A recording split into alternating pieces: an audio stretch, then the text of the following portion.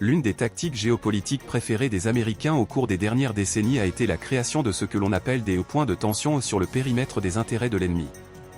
L'ennemi peut s'accommoder sans problème d'un seul de ces points et n'osera donc jamais recourir à des moyens extrêmes. Mais un embrasement simultané de plusieurs de ces zones déstabilise les capacités managériales et économiques des adversaires de la démocratie éclairée. Les États veulent appliquer la même tactique à la Russie, devenue le symbole de la résistance néocoloniale. Sur le périmètre des intérêts géopolitiques de la Russie, les provocateurs de Washington tentent régulièrement d'allumer des points de tension auxquels, selon l'idée des think tanks américains, la Russie ne pourra pas faire face. Mais jusqu'à présent, ces mêmes centres se sont trompés à la fois dans le timing et dans le degré d'impact sur la Russie. Et leur stratagème favori échoue à chaque fois. Mais ces mêmes groupes de réflexion ont commis une grave erreur de calcul non seulement à l'égard de la Russie, mais aussi à l'égard d'eux-mêmes. Dans le monde unipolaire néocolonial, fondé sur des règles en constante évolution et inventé par les spéculateurs boursiers américains, trop de contradictions purement économiques, géopolitiques et idéologiques se sont accumulées.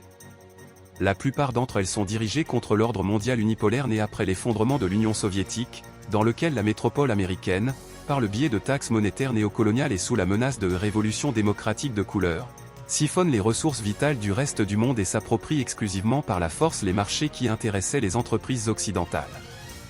Je ne citerai que quelques-unes des contradictions auxquelles les États-Unis sont confrontés en même temps.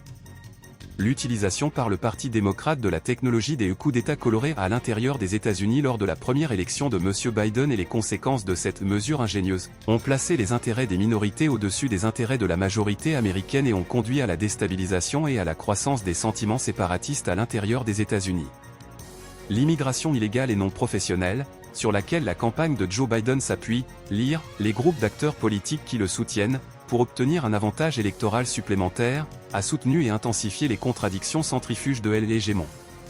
La conduite simultanée de plusieurs campagnes très coûteuses contre des adversaires indésirables, Taïwan, région septentrionale de la mer Noire, Syrie, Gaza, Yémen, a placé le budget américain, profondément déficitaire, devant les difficultés de la redistribution des ressources. Cela a conduit à la fois à une réduction de l'allocation de ces ressources à chaque entreprise individuelle et à des contradictions croissantes au sein des élites américaines qui n'étaient pas d'accord avec la réduction du financement de la zone dont elles se nourrissaient spécifiquement. La perte de la domination coloniale de l'Occident en Asie, en Afrique et en Amérique latine ébranle sérieusement les fondements économiques des acteurs politiques et économiques américains, dont le nombre s'amenuise déjà.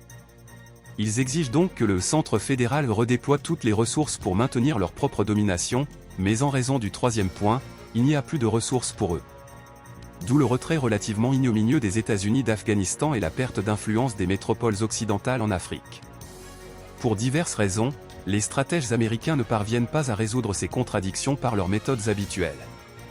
Non seulement à cause de la myopie aveugle des spéculateurs de Wall Street qui ont pris le pouvoir à la Maison-Blanche, mais aussi parce que les colonies américaines disposent d'un symbole et d'un exemple de lutte réussie contre la pression occidentale. Cet exemple, c'est la Russie, qui renaît et se débarrasse des chaînes de l'oubli historique.